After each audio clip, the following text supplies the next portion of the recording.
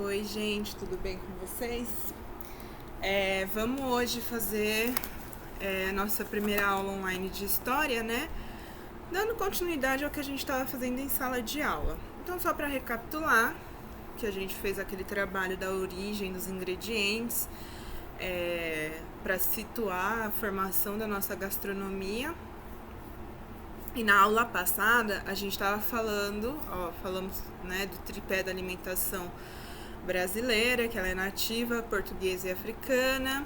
Isso falando de cozinha colonial, né? Nós chegamos a falar sobre todo o legado indígena, tá? Terminamos sobre todo o legado indígena. Vimos, né, o guisado de quelônio. Vocês estão vendo aqui, ó, é a carapaça da tartaruga. Depois, se vocês quiserem, eu posso disponibilizar os slides para vocês olharem com mais calminha, tá? A farofa de saque ainda no interior de São Paulo, no Vale do Paraíba. É comum, tá vendo? Ó, eles usam só o bumbumzinho da formiga. Tem um gosto herbal, né? Tem um gosto meio de capim-cidreira. Capim-cidreira, exatamente. Acho que é isso aí. E aí, nós vamos começar de onde paramos, tá? Vou pôr aqui um vídeo pra vocês sobre o legado indígena, tá bom? E aí a gente faz um comentário sobre esse legado indígena, sobre o vídeo, tá bom? É bem bacaninha, ele é rapidinho, de 8 minutos. E...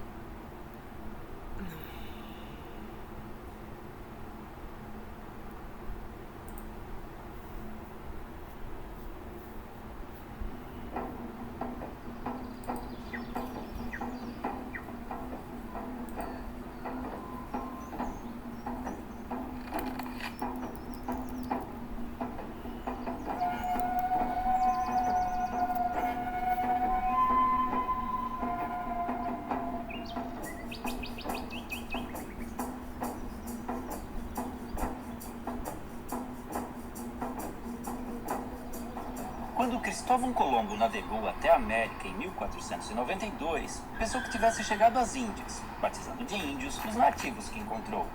Porém, apesar de terem sido generalizados nessa classificação, os índios não se viam como um povo unificado, pois eram divididos em uma variedade de etnias sem qualquer identificação entre si.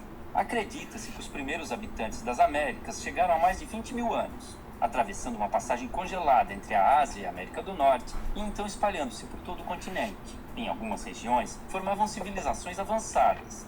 Já no Brasil, fragmentaram-se por todo o território, formando grupos de diferentes tamanhos. Eram sociedades comunais, descentralizadas e igualitárias, vivendo da caça, pesca e agricultura de subsistência, e em sua maioria seminômades, mudando suas aldeias de local conforme os recursos naturais fossem se esgotando, permitindo, mesmo que involuntariamente, a recuperação natural do solo abandonado. As habitações eram geralmente coletivas, chamadas de ocas, variavam de tamanho e forma entre as tribos, mas normalmente eram dispostas em torno de um espaço cerimonial, onde realizava-se todo tipo de atividade diária, além de celebrações e ritos, conduzidos por pajés e anciões. As tribos eram formadas por laços de parentesco e afinidades, e mantinham contatos com outras comunidades através de relações de comércio, cooperação, casamentos, alianças e também de guerras, que eram comuns entre as sociedades indígenas, apesar de sua natureza pacífica. A virgindade era pouco valorizada e a vida sexual costumava ser livre de tabus. Muitos homens ofereciam favores sexuais de suas esposas a visitantes, como forma de cortesia. As famílias podiam ser monogâmicas ou poligâmicas, e o divórcio era algo corriqueiro. Os homens lidavam com a guerra, a caça, pesca e liderança tribal, além da construção da aldeia e o plantio, enquanto as mulheres cuidavam da colheita, do preparo de alimentos e da fabricação de utensílios e adornos. A educação das crianças era a tarefa de toda a tribo, e a autonomia era estimulada. Já os doentes e inválidos costumavam ser abandonados à própria sorte.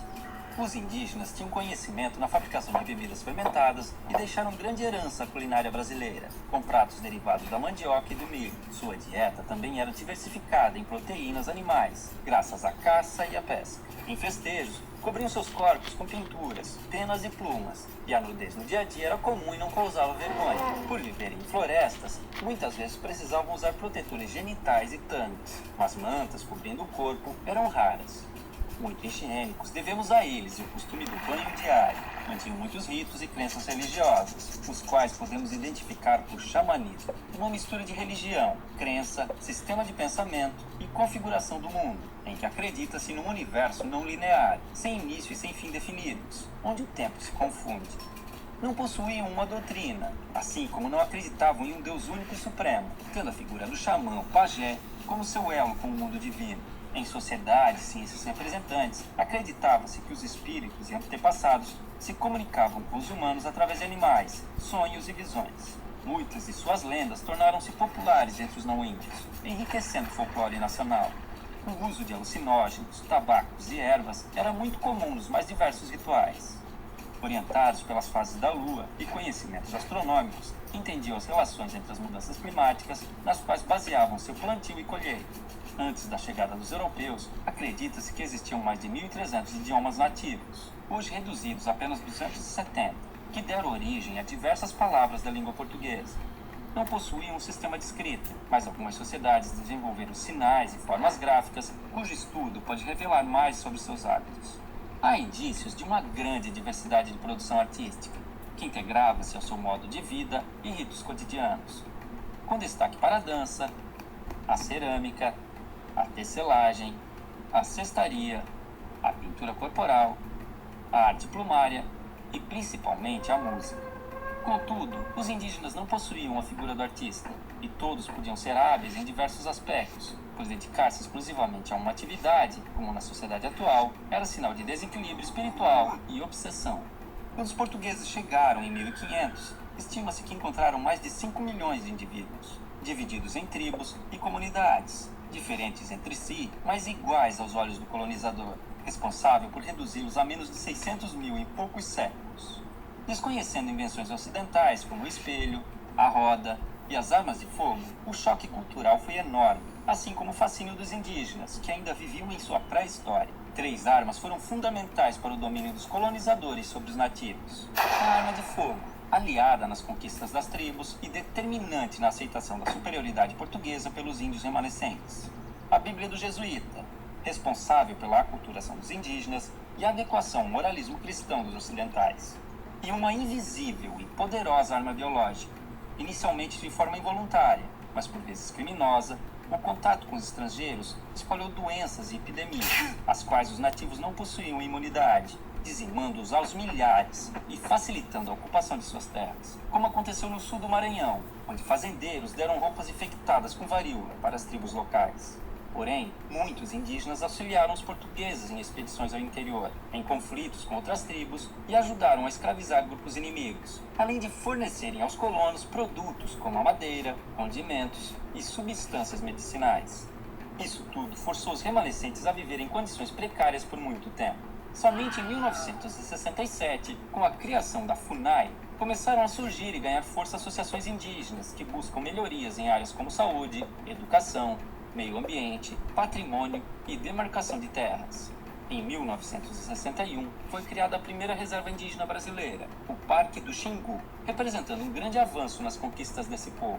Há hoje no Brasil comunidades indígenas em todos os estados, e muitas lutam pela sobrevivência e manutenção de seus costumes e tradições, sendo constantemente ameaçadas pelo agronegócio, que busca expandir seu território, mesmo através de métodos irregulares. Muitos índios são mortos em conflitos ou expulsos de suas terras, acabando em situação de pobreza nas grandes cidades, vítimas de preconceito e violações de direitos humanos. Como se não bastasse, alguns povos começaram a sofrer novas influências de grupos religiosos neopentecostais, que, impondo conceitos como o pecado e a culpa, geraram conflitos internos, fazendo os índios verem no suicídio uma saída para seus problemas. Contudo, ainda existem tribos isoladas no mundo moderno, vivendo como seus ancestrais, principalmente na região amazônica. Outro caso interessante são grupos que vivem em cidades e reivindicam a condição de povo indígena, num processo conhecido como etnogênese, pois, de acordo com a antropologia, a etnia vai além dos traços físicos, sendo também um grupo social.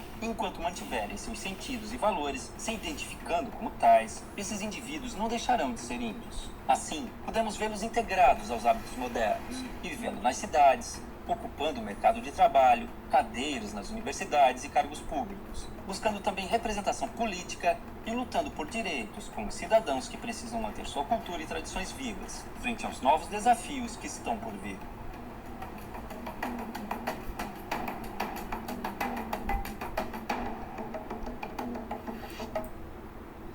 Bom, foi possível ver nesse vídeo, né, galera? Que, aliás, é maravilhoso, diga-se de passagem, a importância do indígena, né, na nossa construção cultural, mas também quanto que isso se perdeu ao longo dos séculos por conta da colonização, porque vocês viram que já existiam civilizações muito bem estabelecidas, né? A cultura deles já era muito marcante, porém, quando os europeus chegaram, para eles era tudo igual, né? Todas as tribos eram iguais, todas as comunidades eram iguais, e também tanto faz a cultura deles, porque elas foram atropeladas, né? Essas culturas foram atropeladas e foi imposto o eurocentrismo que enfim, perdurou até... Acredito até que ao século passado a gente sempre achou que os europeus eram superiores a gente, né? Então, se vocês tiverem alguma dúvida em relação ao legado indígena e tudo mais, vocês podem mandar depois, mas acho que esse vídeo ele é bem explicativo, né? Ele sana muitas dúvidas e esclarece muita coisa. E eu acho assim que a gente tem que levar essas informações com a gente pra vida, né? Porque eles são os donos da terra, né? E a gente acabou com eles, né? Os europeus acabaram com eles. Tá certo? Não foi tão bonitinho assim, né? Eu gosto de mostrar isso porque a gente mostra a construção da alimentação do Brasil, parece uma coisa linda, maravilhosa. E ela realmente é, né? A gastronomia, ela realmente é, mas ela é um legado de muita dor, vamos dizer assim, né? Principalmente para os povos que são considerados minorias. Agora vamos para os nossos pais portugueses, né? Que deixaram também coisas lindas e maravilhosas pra gente, mas lembrando que eles são vilões da história, hein? Não esqueçam disso, que os europeus são os vilões da história. Mas como eles são os vencedores, a gente até pouco tempo só estudava a história do ponto de vista do vencedor. Então parece que só o europeu tinha uma cultura, era civilizado, enfim. Já discutimos isso, mas nós vamos voltar nessa discussão várias vezes, porque ela é muito pertinente para que a gente construa ideais de cozinha contemporânea, que é o resgate da nossa cultura de raiz, tá bom? Bom, sobre a herança portuguesa, eles trouxeram pra gente vaca, boi, touro, ovelha, cabra, carneiro, porco, galinha, galo, pombo e ganso. Pombo, sim. Pombo é uma ave que faz parte da cultura europeia, né, para alimentação. Não é esse pombo da praça, gente, esse pombo imundo, que é um rato voador. São pombos criados, assim como galinhas são criadas, ok? Com a finalidade de alimentação. Então, ainda hoje, os pombos são utilizados na Europa, principalmente na França, são iguarias, tá bom? Então, através disso, obtinha-se ovos e manteiga, que não era conhecido, né, no Brasil, por exemplo, a manteiga, porque não tinha-se a domesticação dos animais, ainda se utilizava de caça. Então, eles trouxeram toda essa cultura do consumo de ovos e do consumo, não só do consumo, mas a produção e o consumo de manteiga, tá? Trouxeram cultivo de pepino, coentro, alho, manjericão e cenoura. Aliás, trouxeram esse sistema de cultivo e domesticação de animais, criação de animais, ou seja, a agropecuária, ok? Não existia. Nós vimos no vídeo anterior que os índios apenas caçavam e coletavam, tá bom? Eles trouxeram azeite de oliva, o trigo, a parreira, que é de uva, né? E frutas como figo, romã, laranja, lima, limão, cidra e melão. Percebam que nem todos, que a maioria desses ingredientes, conforme a gente estudou, veio da Ásia, não veio necessariamente da Europa, tá? Mas é porque eles já tinham passado o rodo nos outros lugares, já tinham trazido para a cultura deles, né, se apropriado desses alimentos e aí, obviamente, trouxeram para cá, para o Brasil, tá? Outra coisa que eles trouxeram foi o catolicismo e eles doutrinaram, né, evangelizaram, catequizaram os índios, inclusive, e só existia a religião católica, né? Naquele momento, somente era permitido que fosse... A igreja ainda tinha muito domínio sobre a política, né? Então, eles trouxeram festas e tradições, né? Como a Quaresma, o São João e o Natal. Veja que o São João ficou tão forte na nossa cultura, né, que parece que é uma festa típica nossa. Mas, obviamente, que a gente deu a nossa cara, né? Por exemplo, o milho, que é símbolo dessa festa de São João, né? Na verdade, ele é originário das Américas e os índios já utilizavam esse cereal para consumo. Então, bem, tornou-se uma festa brasileira de acordo com a nossa mãozinha lá, né? O nosso toque especial. Cantos, danças e comidas típicas também foram trazidas para cá e até hoje fazem parte da nossa cultura, né? Principalmente no Rio de Janeiro, eu acho, por conta da família real, né, que viveu lá durante algum tempo. Então, no Rio de Janeiro é possível encontrar muita tradição de consumir bacalhau em festas religiosas, que aqui para o Sudeste já não é tão comum. Aqui para o Sudeste é porco, que também foi trazido pelos portugueses, tá? Aqui a gente tem muito hábito de consumir grandes peças de porco, né? Pernil, lombo. Então, isso também foi trazido por eles. Algumas técnicas que a gente utiliza, inclusive na cozinha clássica, né? Foi trazida pelos portugueses. Refogar com cebola e alho.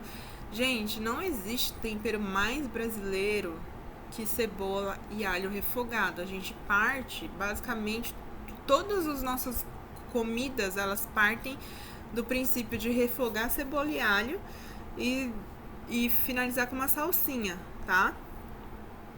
Fritura eles trouxeram pra cá, até porque os índios, eles não tinham o costume de utilizar gordura, né? Vocês viram que manteiga foi trazida pelos portugueses, né? A gordura, no geral, foi trazida por eles. Porque, de novo, os índios não tinham tanto essa necessidade de processar os alimentos, a não ser os derivados da mandioca, né? O preparo em si dos alimentos. Então, a não ser a farinha de mandioca, eu acredito que pouquíssimos alimentos passavam por tantos processos, né? Não só a farinha de mandioca, mas o tucupi, mas a gente vai ver mais pra frente que tudo isso nasce do mesmo procedimento, né? A extração tanto da farinha da mandioca quanto do tucupi, tá bom? A técnica de empanamento, caldos, bolos e massas foram trazidos pelos portugueses. Alguns alimentos, eles são a fusão da cozinha portuguesa com o que a gente tinha disponível aqui no Brasil antes da chegada deles, ou seja, a culinária nativa. Então aqui, ó, os ovos de galinha deu mais refinamento a pratos como beiju, molhando no leite para dar mais sabor. Então o consumo do leite também é muito presente, né? Na nossa culinária, porém foi trazida pelos portugueses. Mingau de carimã recebeu açúcar, mel e ficou com um sabor mais cremoso. Da farinha de carimã foram nascendo os primeiros bolos brasileiros, com leite de vaca e gema de ovos. Gente, bolo de puba é muito tradicional brasileiro, né? Mas quando a gente vê qualquer bolo, né? Foi trazido pelos portugueses. Com a adição de ovos e leite, ainda por cima, a gente tem essa origem portuguesa. Mandioca é nativa, sempre pensem nisso. E as técnicas são portuguesas, ok? Para fazer bolo. Contribuição africana. Não, peraí. Antes disso, né, quero mostrar. Eu tenho outro videozinho para mostrar para vocês. Vamos ver.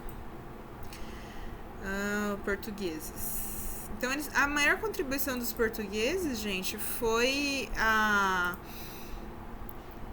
trazer esses novos ingredientes e técnicas, né?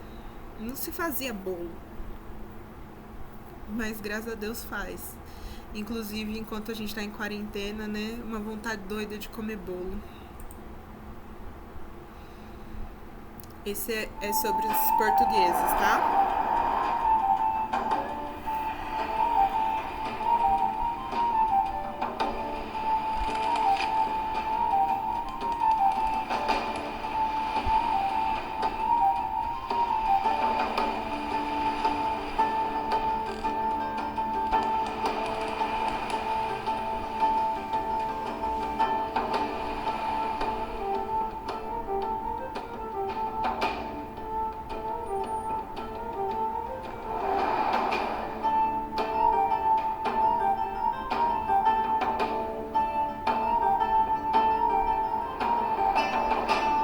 Os portugueses são nativos da Península Ibérica e das ilhas de Açores e Madeira. Seu idioma oficial é o português e tem o catolicismo como religião principal. Sua ligação com o Brasil é fruto da Era dos Descobrimentos, iniciada em 1415. Limitados pelo domínio espanhol do comércio terrestre e pelo domínio italiano do mar Mediterrâneo, os portugueses se lançaram no Atlântico, buscando conquistar a costa africana. Com a tomada de Constantinopla pelos otomanos em 1453, o caminho para o Oriente foi fechado. Coube a Portugal encontrar um novo caminho para as Índias, feito alcançado por Vasco da Gama em 1498, graças ao aperfeiçoamento português das técnicas de navegação, cartografia e instrumentos, além de seus velozes navios, as naus e caravelas. Para contornar a África, era necessário se afastar da costa para evitar uma grande área de calmarias. Uma das versões mais conhecidas sobre a chegada dos portugueses ao Brasil em 1500 relata que Pedro Álvares Cabral acabou desviando-se demais da rota, ancorando no litoral da Bahia. Contudo, muitos historiadores acreditam que Cabral já sabia da existência de terras no oeste e foi encarregado pela coroa portuguesa de tomar posse do local. Nesse período, o Reino da Espanha também fazia grandes avanços na navegação, chegando ao litoral do Caribe em 1492. Essa disputa fez os dois reinos assinarem o Tratado de Tordesilhas, que dava aos portugueses a posse de toda a terra descoberta, uma área de 370 léguas a oeste da ilha de Cabo Verde, e aos espanhóis toda a terra além desse limite. Nos primeiros 30 anos, as expedições portuguesas ao novo território limitaram-se a reconhecimentos militares, e a exploração do pau-brasil, cuja abundância foi responsável pela nomeação destas terras. Foi só em 1530 que a coroa portuguesa, sentindo-se ameaçada com as constantes expedições de reconhecimento de holandeses e franceses, começou seu sistema de colonização, fundando vilas e criando um sistema de capitanias hereditárias. Porém, esse sistema fracassou e foi instituído um governo centralizado, onde o governador-geral, escolhido pelo próprio rei, fundava vilas, combatia a pirataria e controlava a exploração econômica das terras. Os jesuítas foram grandes aliados dos colonos, fundando missões no interior para a catequização dos índios. Isso estimulou as entradas e bandeiras, expedições com o objetivo de encontrar ouro, prata, diamantes e escravos. Nesse processo, milhares de indígenas foram dizimados por não aceitar a dominação dos chamados bandeirantes. A predominância masculina nos primeiros anos de colonização deu início a um grande processo de miscigenação da população, com a formação de vários casais de portugueses e índias, cujos descendentes encontram-se hoje na árvore genealógica de muitas famílias brasileiras. Além da cana-de-açúcar, os portugueses foram responsáveis ao longo do período colonial pela introdução do cultivo do cacau, da laranja, do café, de especiarias e também pela criação de gado no território brasileiro. Os colonizadores portugueses deixaram um rico legado na gastronomia brasileira, atribuindo-se a eles a criação da feijoada, a introdução do bacalhau e a produção da cachaça, graças aos inúmeros engenhos de açúcar. Na arquitetura, os portugueses importaram as principais correntes estilísticas da Europa, fazendo com que, ainda hoje, construções centenárias sejam declaradas Patrimônio Mundial pela Unesco, com grande destaque para a rica arquitetura religiosa, que expõe a forte influência do catolicismo no país. Porém, a maior herança portuguesa para a cultura brasileira é também a principal ligação entre os vários grupos étnicos e culturais que hoje habitam o Brasil, o nosso idioma.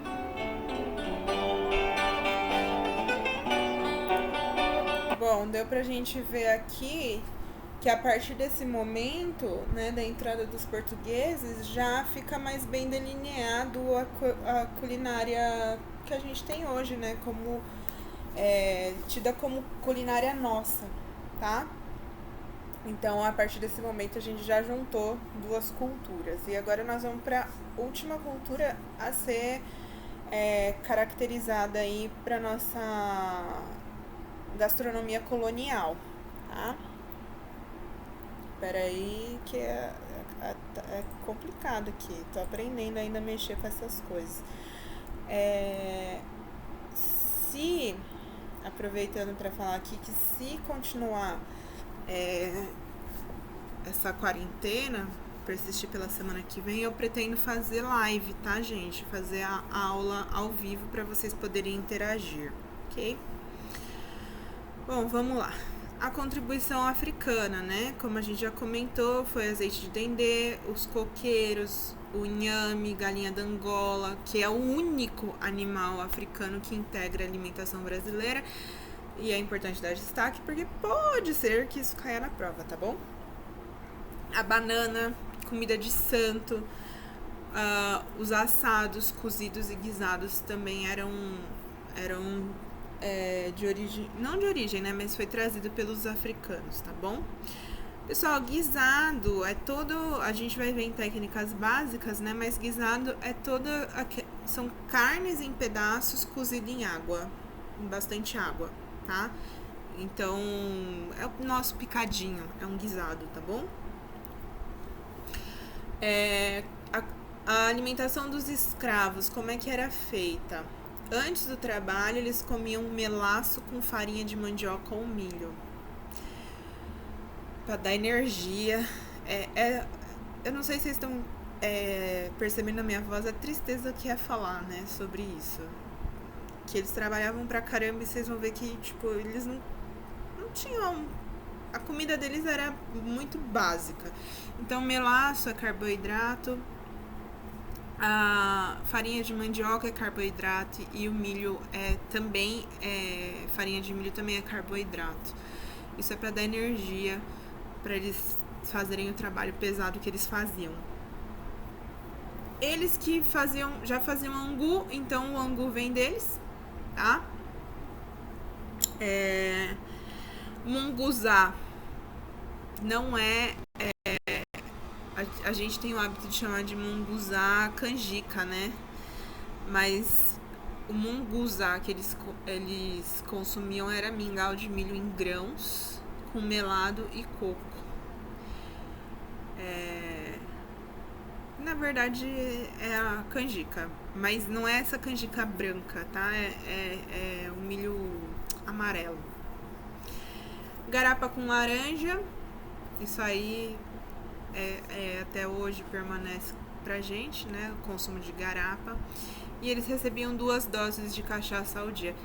Percebam uma coisa, quantos derivados da cana, né? Porque tinham a maior parte dos trabalhadores dos escravos, né? Trabalhavam em engenhos de cana. Então todos os derivados da cana eram de fácil acesso aos escravos, tá?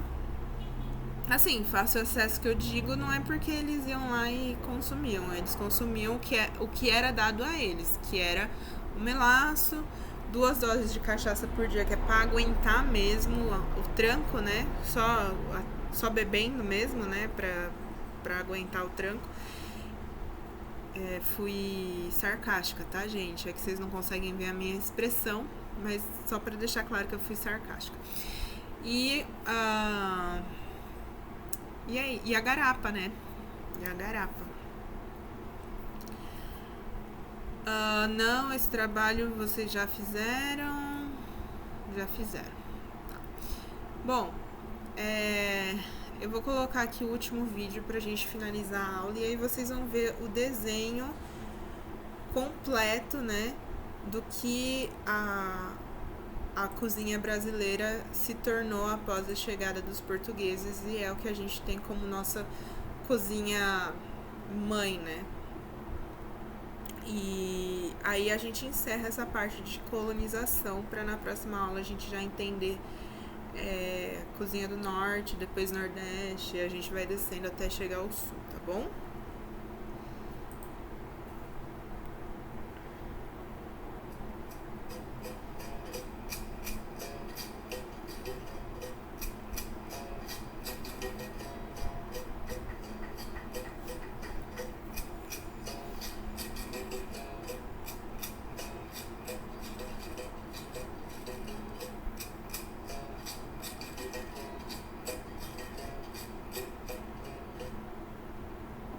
Recentemente, muito pouco era estudado sobre a história da África, normalmente reduzida à antiguidade aos egípcios. Porém, o crescimento do interesse e importância desse continente jogou luzes sobre a esquecida África subsaariana. Cercados por florestas, savanas, montanhas, o mar, deserto, e convivendo com uma rica fauna, esses africanos viviam em pequenos reinos, muito parecidos com as cidades-estado da antiguidade. Dominavam técnicas de agricultura, metalurgia e mineração, cultuavam diversos deuses e a natureza, acreditando num Deus maior e criador, que variava de nomes restritos. Evitavam guerras, estreitando laços através do casamento. Porém, quando o conflito era inevitável, não visava a expansão territorial. Com a exploração europeia da costa da África, os nativos começaram a ser capturados e enviados como escravos para a Europa. A rota do tráfico negreiro mudou a partir da colonização do Novo Mundo, e o comércio de seres humanos atingiu grandes proporções pela necessidade de mão de obra nas novas terras. Os portugueses dividiam os africanos em 3 grandes grupos: os sudaneses, os guinenos sudaneses muçulmanos e os bantus, todos representando uma determinada região do continente e tendo destinos diferentes. O Brasil recebeu cerca de 40% de todos os escravos africanos trazidos para a América, já que demandavam mão de obra para trabalhar em suas culturas de cana-de-açúcar no Nordeste, no ciclo de ouro em Minas Gerais e nas lavouras de café do Rio de Janeiro no século XIX. O transporte desses povos, amontoados nos porões dos navios negreiros, era feito em condições desumanas, e muitos acabavam morrendo na travessia marítima, tendo seus corpos jogados ao mar. Já desembarcados, os escravos eram vendidos e conduzidos aos seus destinos nas fazendas, onde eram obrigados a trabalhar de sol a sol, com roupas e alimentação de péssima qualidade. Dormiam em habitações escuras e úmidas, às senzalas, e muitas vezes eram acorrentados para evitar fugas. Os castigos físicos eram comuns, o mais usado era o açoite. Com o comércio constante de escravos, não havia preocupação em manter seu bem-estar, já que podiam ser facilmente substituídos por novos africanos, fazendo sua expectativa de vida no Brasil ser muito baixa. Eram proibidos praticar sua religião e obrigados a adotar o catolicismo e a língua portuguesa. Mantiveram sua cultura viva, realizando seus rituais africanos escondidos, criando até um tipo de luta, a capoeira. A maior parte dos africanos traficados para o Brasil eram homens, por serem mais valorizados nos trabalhos forçados. As mulheres, que não eram aproveitadas nas lavouras, viravam escravas domésticas, as chamadas mucamas. Nessa época, independente da origem ou etnia, as mulheres eram subordinadas aos homens e seus caprichos. A mulher negra e escrava vivia situação ainda mais degradante, sendo colocada como mero objeto sexual do homem branco. A miscigenação entre africanos, europeus e indígenas foi ponto-chave na constituição da população brasileira. As revoltas eram muito comuns nas fazendas, fazendo com que grupos de escravos organizados surgissem e formassem nas florestas os famosos quilombos, onde viviam em liberdade comunidades similares às que existiam na África. Alguns escravos também conseguiram comprar sua liberdade, adquirindo sua carta de alforria. Com o constante crescimento do sentimento abolicionista, o fim da escravidão era questão de tempo. Infelizmente, apesar de promover sua liberdade jurídica, a abolição não garantiu condições de vida dignas para os ex-escravos. A realidade que encontraram foi cruel, pois não possuíam moradia, condições econômicas ou assistência do Estado, fazendo muitos negros passarem por dificuldades após a liberdade. O preconceito e a discriminação os impediram de encontrar trabalho nas cidades. Já nas lavouras, tinham sido substituídos pelos novos imigrantes livres europeus, a maioria italianos. A escravidão deixou cicatrizes profundas. Os negros vivem ainda hoje em condições inferiores aos brancos, devido ao grande processo de exclusão social. Tem menor escolaridade, menos qualificação, salários menores, menos representação na mídia e em entidades governamentais, além de menos cargos de chefia e liderança. É uma situação degradante, considerando a imensurável participação do negro na vida brasileira. Infelizmente, o pouco que se aprende nas escolas sobre a herança africana reduz o negro a estereótipos ligados a origens de musicalidades, como o samba, e ao trabalho braçal como escravo. Esse pensamento induz muitas ideias erradas ou incompletas sobre as populações negras. Há muito mais sobre essa superfície. Os africanos foram, sobretudo, fonte de informação para os portugueses, que não tinham conhecimento sobre cultivo e exploração de produtos de regiões tropicais. Foi a tecnologia africana, com seu conhecimento agrícola aprimorado por milênios, além de suas técnicas de mineração, que tornou possíveis os principais ciclos econômicos do Brasil, como a cultura da cana-de-açúcar, a extração mineral e o cultivo do algodão e do café, gerando riqueza e transformando a geografia e a história do país, daquelas que conhecemos hoje. Estima-se que chegaram ao Brasil cerca de 5 milhões de africanos, entre os anos de 1500 e 1850, de um total de 6 milhões que deixaram forçados a África com destino ao país. É uma vergonha que ainda hoje seus descendentes passam por diversos tipos de privações e violências, em um país cuja colonização africana foi muito maior que a europeia. Felizmente, graças à luta do movimento negro, diversas injustiças históricas estão sendo corrigidas, vislumbrando um futuro de esperança, inclusão e igualdade para o povo que sangra, mas resiste. Gente, antes da gente encerrar a aula, queria só deixar um adendo, né? Vocês viram que a população negra que colonizou o Brasil foi muito maior que a população europeia. E é muito triste que ainda hoje, né, seja impossível saber, impossível não, né, mas muito difícil saber qual que é a origem, né? Porque essa é uma discussão muito grande de a gente, quem tem descendência europeia e geralmente a gente tem a descendência europeia, a descendência nativa, a descendência africana, a gente tem, só que quando a gente fala em África, a gente pensa no continente africano, né? A gente não consegue distinguir de que país vieram esses nossos descendentes. Nossos descendentes não, nossos antecessores, enfim, nossos ascendentes. Bom, importante dizer que essa marginalização do negro, ela vem dessa época de colonização, em que os negros eles eram tratados como animais, né? E a gente ultimamente anda tratando animal muito melhor do que a gente tratava os escravos. E eles já eram marginalizados por conta disso. E aí, como eu já expliquei para vocês, né, houve a abolição da escravatura, mas não houve nenhum suporte social para essas pessoas. Então, imagina,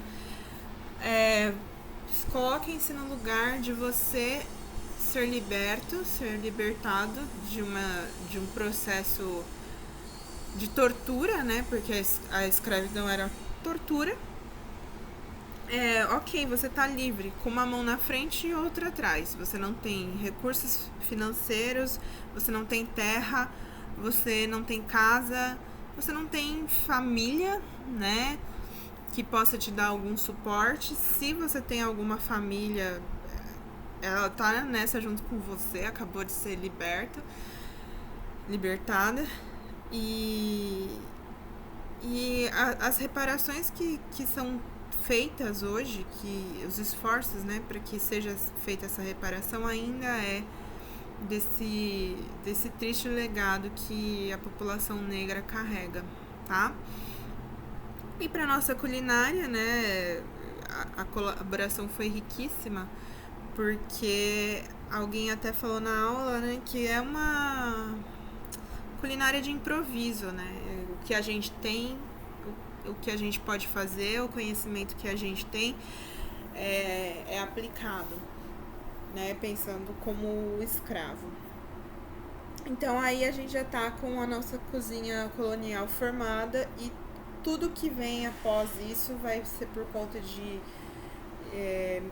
migração, né? Que aí até aqui fala que quem substituiu os negros na lavoura foram os italianos.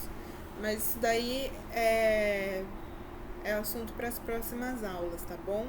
Então na próxima aula a gente vai ver cozinha do norte de novo. Se a gente não estiver em sala de aula, eu vou procurar fazer uma live, ou seja, ao vivo, para que haja interação de vocês, para que vocês consigam perguntar, tá bom? Mas isso aí a gente vai se organizando, até porque a professora tá aprendendo a fazer isso daí, né? De videoaula. Vocês viram até que eu fico meio nervosa na hora de falar, fico meio perdida às vezes, mas a gente vai se adequando, tá bom? Pessoal, se cuidem, se protejam, fiquem o máximo possível em casa, não bobeiem, lavem as mãos, higiene, tá bom? Até a próxima e obrigada pela aula e pela atenção.